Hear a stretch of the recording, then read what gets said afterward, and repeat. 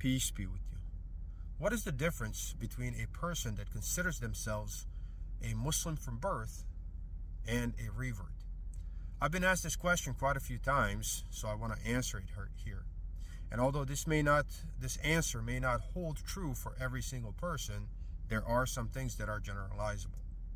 First, we need to recognize that all of us were born a Muslim, in a sense that when we are born, we don't have the capacity to make decisions. We don't have the capacity to choose the right way or the wrong way.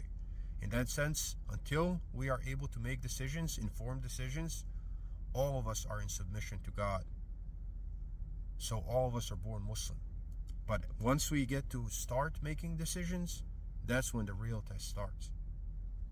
Now, people who were born Muslims, all that means is that they were born in an environment where the knowledge that they need to obey God, to obey Allah, was served to them on a silver platter.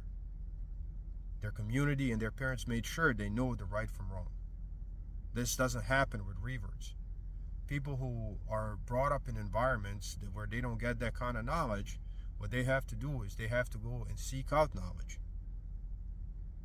And although a person that considers themselves to be a born Muslim but does not obey God, their prevailing pattern is that of disobedience to God, although they may think that they have an advantage of a person that didn't know until later in their life, I think it's actually quite opposite.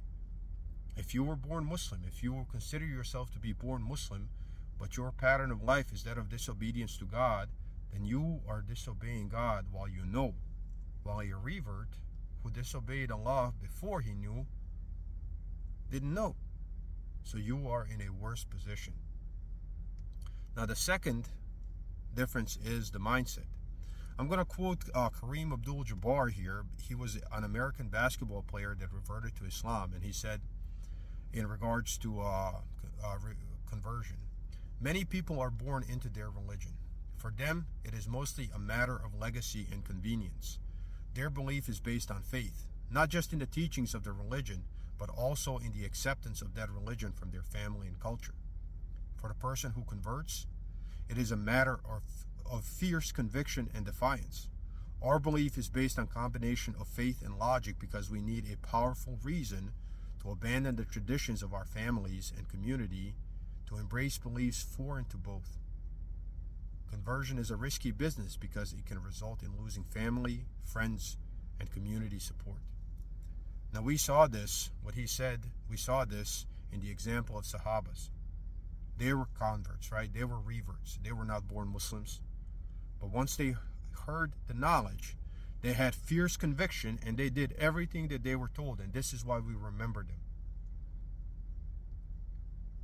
If they were born Muslims and did everything that they were told like that, we would still remember them. But whether they were born Muslims or whether they reverted, if they heard the message of God, if they heard the message of Allah and didn't obey them, and didn't obey it, then we would not remember them at all. So whether you consider yourself to be a Muslim from birth or not, the mindset of a revert is what is necessary to actually be a Muslim. You can't count on being, quote unquote, being born a Muslim. That makes you in a worse position. You knew from birth. You knew from young age. So if you have been obedient to Allah the whole time, then great. You are in the best position from all of us.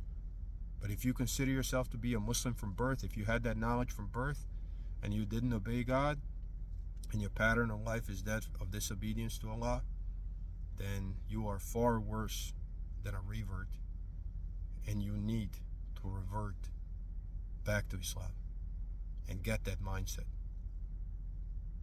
Peace be with you.